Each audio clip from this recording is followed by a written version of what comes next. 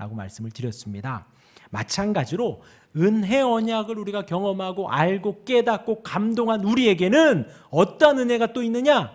그리스도에게로 우리가 접붙임 된다는 거예요. 접붙임. 그냥 놔두면 우리는 죽어요. 그냥 가지일 뿐이에요. 그런데 그리스도에게 우리가 접붙임 되어서 그리스도에게서 양분을 먹고 자라나죠. 그리스도에게로 접붙임 되어서 우리가 두 가지를 기억합니다. 주님의 고난에 우리가 동참하고요, 주님의 영광에 우리가 동참하는 거예요. 너무나도 감사하죠. 고난은 이 땅에서 살아가는 잠깐이고요, 영광은 영원함이에요. 우리가 누리는, 우리가 주님 다시 오셨을 때, 주님께로 갔을 때에 누리는 영광은 어마어마합니다. 그리스도에게로 접붙임, 고난과 영광이 있다 말씀드렸습니다. 그 다음 뭐예요? 그 다음 중생. 중생의 표와입니다. 중생은 거듭나는 것을 말하죠. 다시 태어나는 거예요. 옛사람은 죽고 새로운 사람으로 살아가는 겁니다. 다시 태어나는 거예요. 근데 사실 그래요. 예수님께서 중생한다, 거듭난다. 그럼 사실 우리도 그 앞에 있었으면 똑같이 얘기했을 거예요. 어떻게 다시 태어납니까? 엄마 뱃속에 다시 들어갔다 나와야 됩니까? 저는 이렇게 큰데 어떻게 다시 들어갑니까? 사실 이렇게 말했을 거예요. 그래서 중생도 바로 신비의 은혜라 그러죠. 신비로운 거예요. 우리의 이렇게 지금 육신은 이렇게 있죠. 이러지만 우리는 다시 중생한 거듭난 하나님의 사람이라는 거예요. 중생한 표와입니다. 그래서 중생하고 거듭난 사람은 세례를 받는 거예요. 아까도 은혜 언약을 아는 사람들은 세례를 받는 거예요. 그리스도에게로 접붙임바 된 것을 우리가 알면, 그래서 우리의 이 신앙의 삶이 그리스도가 살아갔던 고난의 삶이고 그 이후에는 그리스도가 받는 영광의 삶인 것을 아는 사람은 다 세례를 받는 거예요. 자, 이제 중생, 다시 태어나는 겁니다. 옛사람은 죽고 이제 그리스도로 말미암아 새 사람으로 우리가 태어나는 거예요. 그 다음 뭐라고요? 죄 씻음 받음. 할렐루야. 이게 우리가 절대 잊으면 안 되는 거예요. 평생 잊으면 안 되는 게 바로 이 죄 씻음입니다. 죄 씻음. 근데 사실 우리가 이게 알기가 쉽지가 않아요. 그냥 이렇게 죄 가운데 우리가 살아가다 보면 그냥 우린 그런가 보다 해요. 은혜 받고 우리가 한동안은 늘 회개하죠. 그런데 돌아보면 우리 아까 고백했지만 모든 것이 은혜라고, 어느 날 돌아보니 모든 것이 은혜예요. 얼마나 감사해요. 그래서 우리가 감격하여 주를 찬양하죠. 그런데 우리가 신앙생활하면 돌아보면 늘 똑같아요. 내 안에 달라진 게 없어요. 그런 날도 있다는 거예요. 그러다 보면 이 죄 씻음 받은 은혜가 얼마나 큰지 우리가 사실 기억을 못할 때가 너무나도 많아요. 그래서 제가 한번 생각을 해봤는데 어떤 게 죄 씻음 받음인가? 주님의 용서함 받은 은혜인가? 저희는 아들이 셋입니다. 근데 사실 저희는 그냥 아들 셋과 같이 그냥 살아가고 있는데 처음 만나는 사람들에게 저희 아들 셋입니다. 그럼 아이고 고생하시네요. 다 그래요. 다. 한 분도 빠짐없이 아들 셋입니다. 그러면 아유 고생하시네요. 다 그래요. 물론 네 분 앞에서 제가 할 말은 아니지만 아들 셋입니다. 그러면 그래요. 또 까먹었어. 왜 아들 셋이 나왔을까? 이 죄 씻음 받음이라는 것이 아들 셋을 키우다 보니 아이들 이제 혼내잖아요. 따끔하게 혼냅니다. 그래서 제가 혼을 내면 많이 혼나는 거고요. 저까지 안 오고 그냥 아내에게서 끝나면 조금 혼나는 거예요. 근데 아내가 이제 막 혼을 내다가 아이들이 가끔 선을 넘을 때가 있어요. 그러면 제가 등장을 하죠. 제가 등장을 하여서 아이들에게 이제 따끔하게 혼을 냅니다. 혼을 내는데요. 혼을 내고 나도요. 그리고 이제 아이들이 이렇게 딱 바뀌고 나는데 세 놈이 다 똑같이 무슨 눈치를 보느냐? 이 혼남이 언제 끝나나? 이 꾸중이 언제 끝날까를 눈치를 봐요. 왜일까요? 엄마 아빠가 계속 화났어. 자고 일어났는데도 화가 났어. 물론 그런 날은 많지 않아요. 왜? 또 밥 해주고 또 뭐 씻기고 뭐 그러다 보면 저희도 까먹으니까요. 그런데 엄마 아빠 기분이 좀 풀렸다. 이제 좀 뭘 어떻게 좀 애교를 떨어도 되나? 뭔가를 좀 더 요구해도 되나? 그럴 때가 있거든요. 그것이 우리 아이들에게는 죄 씻음 받음이 아닌가 싶어요. 왜냐하면요, 저와 제 아내가 이렇게 웃지 않으면 아이들에게는 지옥이거든요. 물론 세 놈 중에 한 놈은 그거 신경 안 쓰고 노래 부르는 아이가 있기는 해요. 아무리 따끔하게 혼을 내도요, 목욕할 때 노래 불러도 돼요? 하는 아이가 한 명이 있어요. 누군지 제가 말은 안 하겠지만 셋 중에 하나는 그런 아이가 있거든요. 그렇게 눈치 안 보는 아이가 있는가 하면 엄마 아빠가 화가 풀렸나 안 풀렸나를 눈치 보는 게 아이들이 있거든요. 근데 저희가 화가 좀 풀렸다라는 걸 알면 그때부터 앵기고 그때부터 뭐 밥 달라 뭐 달라 해요. 근데 우리가 하나님 앞에 쓸 때에 용서함을 받지 않으면 어떠할까? 그렇잖아요. 부부간에도 혹은 부모님과도 약간 마찰이 있고 다툼이 있을 때 부모님 마음이 좀 풀렸나? 아니면 이 배우자의 마음이 좀 풀렸나 안 풀렸나를 사실 우리가 눈치를 봐요. 물론 여성분들은 눈치를 안 보시겠지만 남성분들은 눈치를 보거든요. 이 사람이 언제 화가 풀리나. 그런데 그 화가 안 풀리고 며칠을 가면 살얼음판이에요. 그것을 우리가 하나님과 나의 관계로 대입을 해볼 때 하나님이 만일 우리를 용서해 주지 않는다면 우리는 하나님의 진노 가운데 있는 거거든요.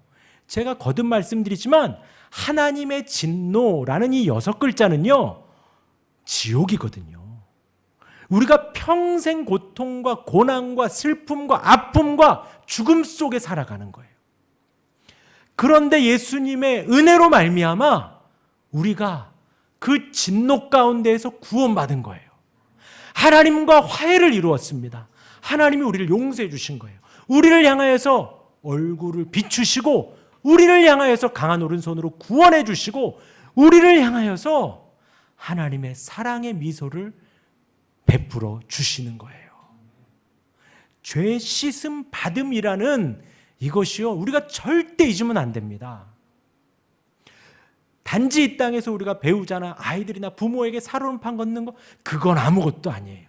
하나님이 만일 우리를 용서해 주지 않는다면 우리의 심령, 이 땅에서 뭐 아무리 부자로 살고 어려움 없이 살고 걱정 없이 산다 한들 뭐 길어야 80, 요즘 뭐 100세 시대, 그 100년이면 끝나지만 그 이후에 영원한 삶을 하나님의 진노 아래 하나님의 눈치를 보며 살얼음판에 언제 죽지도 않아요. 하나님의 진노 속에 지옥에서도 죽음이 없습니다. 우리가 주님 앞에서 천국에서 영원히 기쁨과 즐거움을 누리는 것처럼 지옥도 영원한 거예요. 그래서 우리는 이 땅의 삶이 그 영원을 준비하는 삶이라 그러죠. 천국과 지옥 속에. 이 죄 씻음 받음이라는 것이 우리가 정말로 다행이다. 정말 그래야 돼요. 근데 우리가 은혜 받고 뭐 첫사랑이라 그러죠. 하나님 앞에 감사하고 기뻐하고 그때는 이 죄 씻음 받음이 너무나도 기쁘고 좋아요. 그런데 우리가 살다 보면 잊을 때가 있죠. 절대 잊으면 안 돼요.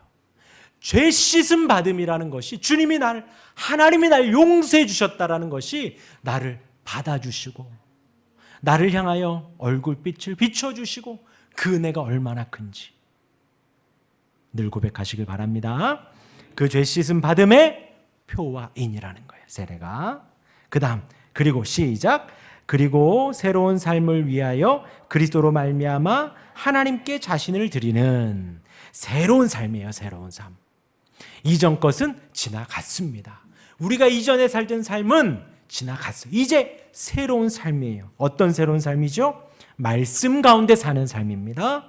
말씀에 순종하고 말씀과 더불어 살아가고 그게 곧 예수님과 더불어 살아가는 것이고요. 그게 곧 지금도 우리와 함께 하시는 성령님과 더불어 살아가는 거예요.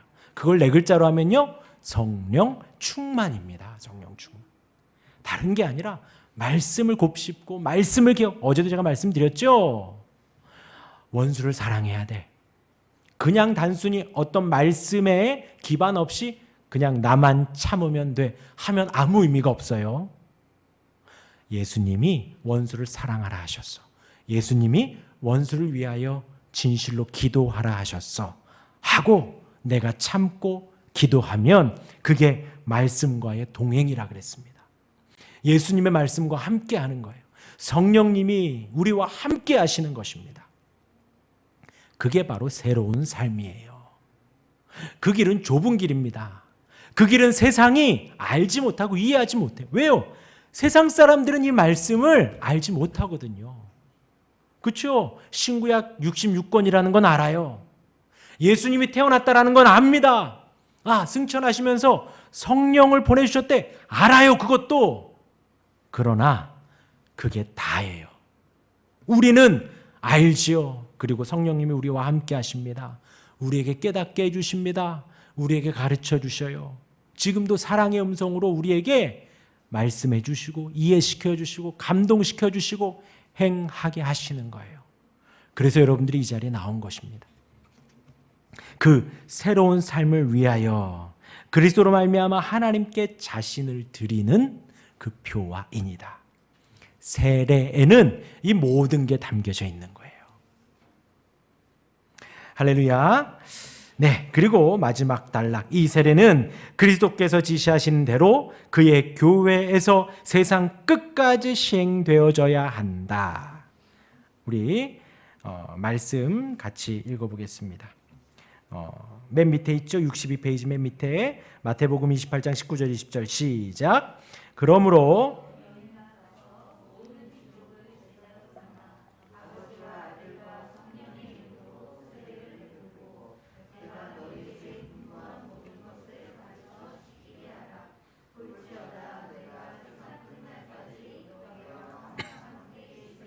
네, 예수님이 명하신 거예요.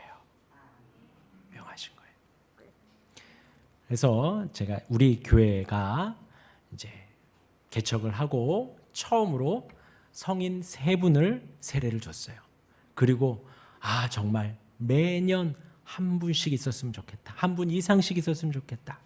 근데 이제 그 다음에는 없었는데 그 다음에 있었고요. 그리고 올해에도 있을 거고요.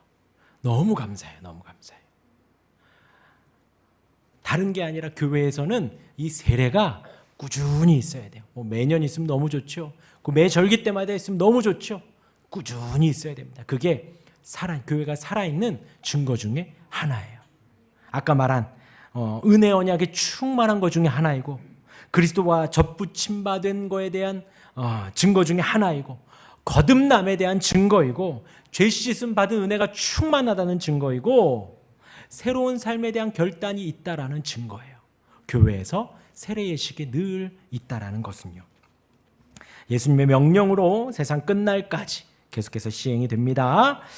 우리 63페이지 제2절 한번 읽어보겠습니다. 세례의 시작. 세례에 사용되는 외부적 요소는 물인데 성부, 성자, 성령의 이름으로 세례받으며 합법적으로 부름받은 복음사역자에 의하여 시행된다. 세례에 사용되는 외부적 요소는 물입니다. 물. 이것이 언제부터 시작이 됐느냐는 약간 갑론을박이 있어요. 왜냐하면 할례라는 구약의 의식이 있었잖아요.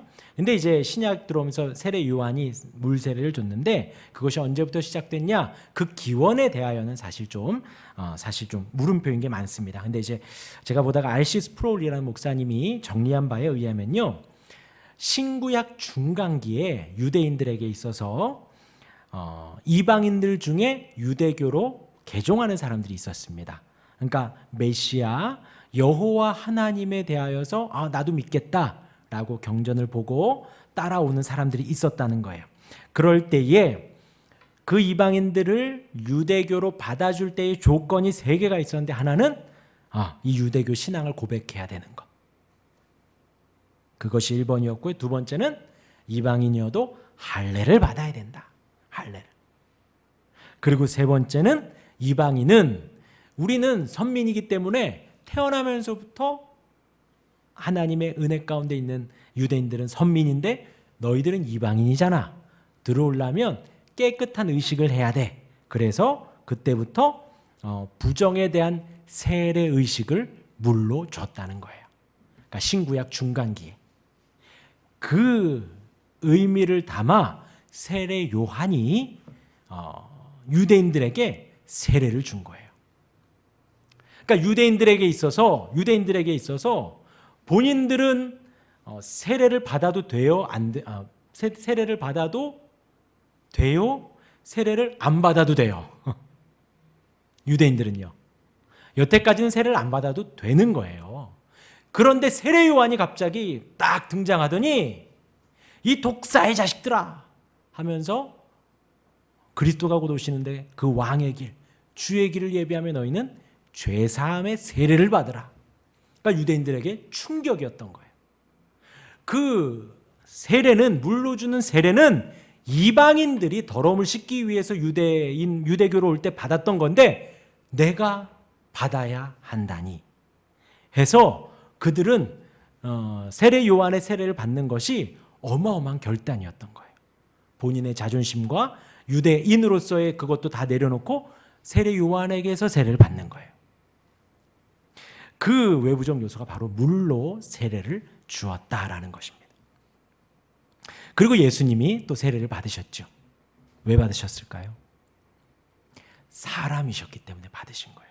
그러니까 죄가 있어서가 아니라 사람이셨기 때문에 이후에 모든 죄인들을 구원하시기 위해서 대표성의 원리를 갖고 죄가 없으셔서 세례를 안 받으셔도 되지만 세례를 받으신 거예요. 그래서 아까 말씀드렸지요. 그리스도께서 지시하신 대로 모든 예수 그리스도를 믿겠다고 결심하는 사람들은 이 세례를 받아야 된다. 그래서 외부적 요소는 물이고요. 성부, 성자, 성령의 이름으로 세례를 받고요. 합법적으로 부름받은 복음 사역자에 의해서 시행이 됩니다. 그래서 목사에 의해서만 시행이 되고요. 그래서 만약에 선교사들이나 이제 군 사역하시는 군목들 있죠. 그분들은 더 빨리 줘요. 빨리 사역을 나가야 되니까. 이게 약간 기간을 이렇게 좀 단축하여서 이렇게 목사 안수를 주고 목사 임직을 주고 사역 현장으로 가게 합니다. 그런 교회 지도자, 복음 사역자가 줘야 한다 말씀을 드리고요. 우리 3절 같이 읽겠습니다. 시작.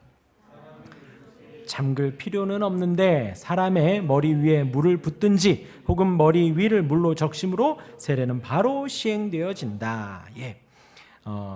물 속에 잠그는 걸 뭐라 하죠?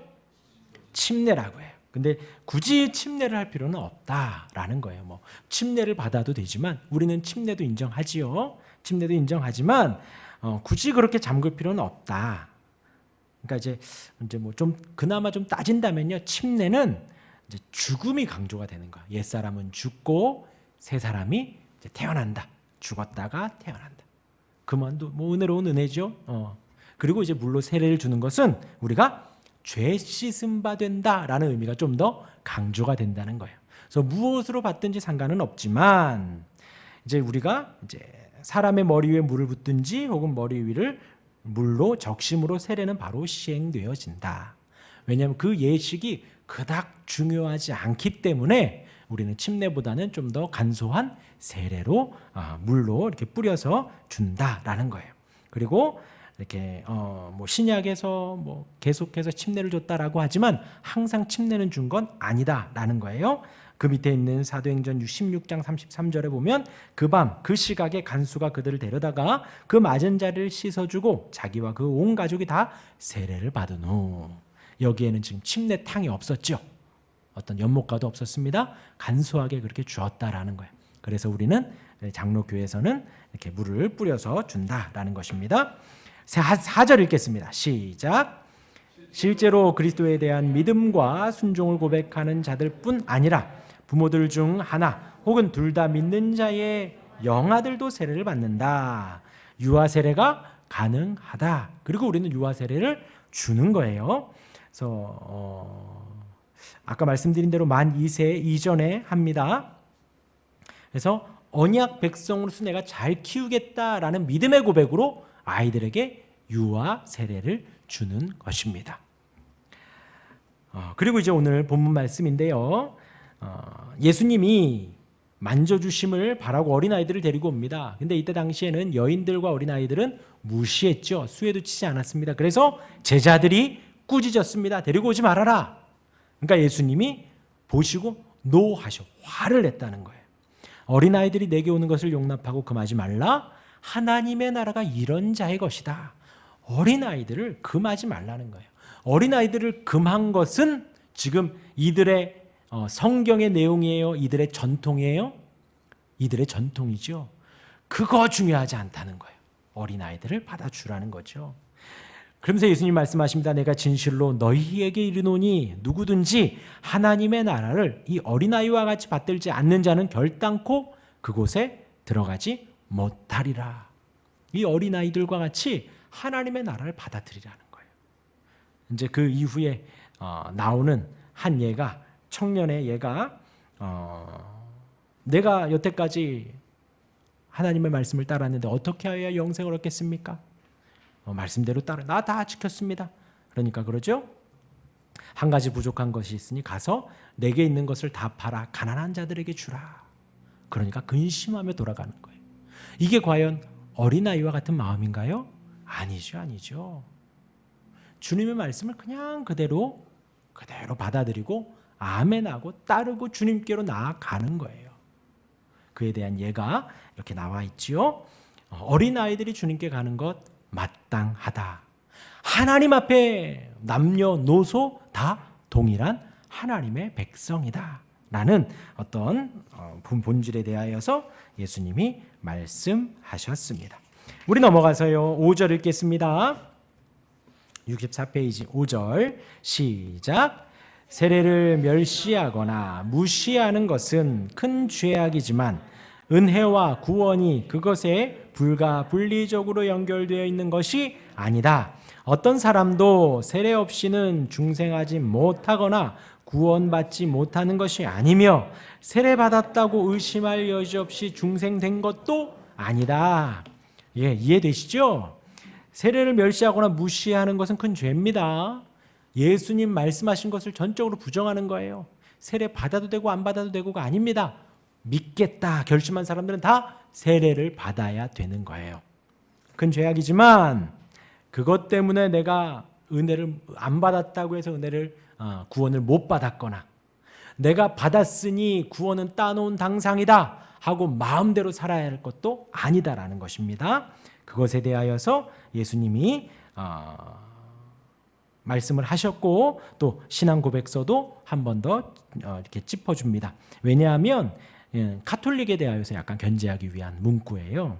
카톨릭에서는 칠성례를 꼭 받아야 구원을 받는다라는 구원과 이렇게 직결시키기 때문에 우리는 그렇지 않다라는 것을 한번 기록하면서 이야기를 한 것입니다. 왜냐하면 그 밑에 있는 각주에 누가복음 23장 43절에 예수께서 이르시되 내가 진실로 내게 이르노니 오늘 내가 나와 함께 낙원에 있으리라 하시니라. 지금 예수님이 누구에게 하신 말씀이죠? 십자가상에서 옆에 있는 강도에게. 그러니까 세례 여부가 구원을 받았다 안 받았다의 그것이 아니라 예수님이 허락하시고 예수님 말씀하시면 구원을 받는 거예요. 옆에 있는 강도에게 내가 나와 함께 낙원에 있으리라. 그 하나님이신 예수님의 선포가 그가 구원을 받는 이유가 되어진 것이죠. 구원은 그렇게 허락이 되어지는 것입니다. 우리 6절 읽겠습니다. 6절 시작. 그것이 시행되는 그 순간에 매여 있지 않다. 그러나 세례를 올바로 시행하면 그 약속된 은혜가 성령으로 말미암아 구체적으로 은혜 받을 자에게 제공될 뿐 아니라 실제적으로 나타나는데 하나님 자신의 뜻의 경륜을 따라서 그가 정하신 때에 그렇게 된다. 예, 세례의 효과는 이렇게 준다고 해서 그것에 능력이 있다라는 것이 아니에요. 하지만 올바로 시행하면 그 은혜가 성령으로 말미암아 구체적으로 그 은혜 받을 자에게 제공이 된다는 거예요. 그래서 우리 교회는 지난번 지원 형제나 어진 자매나 지금 세례 교육을 1년 가까이 하고 있습니다. 몇 개월간 계속해서 말씀에 대하여서 또 우리가 고백하는 사도 신경에 대하여서 주기도문에 대하여서 충분히 교육을 하고 받고 있고요. 그리고 이제 입교를 해야 하는 우리 중학교 2학년 아이들에게도 충분히 말씀을 보고 본인이 스스로 고백할 수 있도록 공부를 하고 입교를 줄 생각입니다. 그렇게 올바르게 시행하면 약속된 은혜가 성령으로 말미암아 구체적으로 그 은혜 받을 자에게 제공된다. 실제적으로 나타난다. 할렐루야. 예. 근데 그것이 성인에게나 영아에게나 마찬가지라는 거예요. 마찬가지. 우리 마지막으로 제7절 읽겠습니다. 시작. 세례의 성례는 어떤 사람에게도 단 한 번만 시행되어야 한다 라고 하고 있습니다. 왜냐하면 그 6절과 5절에 나와 있기 때문에 그러해요. 그래서 난 뭐 예전에 잘 모를 때, 뭐 15살, 16살 때 잘 모를 때 세례 받았다. 그렇다 하더라도 한 번만 받는 거예요. 그리고 우리가 군대를 가면 그렇습니다. 정말 많이 세례를 받습니다. 저도 그 진중 세례식이라고 해서 했는데 정말 처음 본 그 청년, 예, 시커먼 그 청년에게 예, 이렇게 세례를 줬었어요. 그렇다 할지라도 삼위일체의 이름으로, 삼위의 이름으로, 성부, 성자, 성령의 이름으로 세례를 받았다면 어떤 사람에게도 단 한 번만 시행된다. 그리고 하나님이 그 후에 은혜를 주실 거예요. 고백하게 될 겁니다. 아까 말씀드린 대로 은혜, 언약에 대해서, 접붙임에 대해서, 중생에 대해서, 죄 씻음 받음에 대해서, 새로운 삶을 살아가는 결단에 대하여서 주님이 그 인생에 있어서 충분히 은혜를 주실 거예요. 예, 우리 세례 다시 한번 묵상하시면서 여기 계신 분들은 다 세례를 받은 줄로 압니다. 그 은혜 날마다 곱씹으며 은혜 가운데 살아가는 저와 여러분들 되길 바랍니다. 아멘.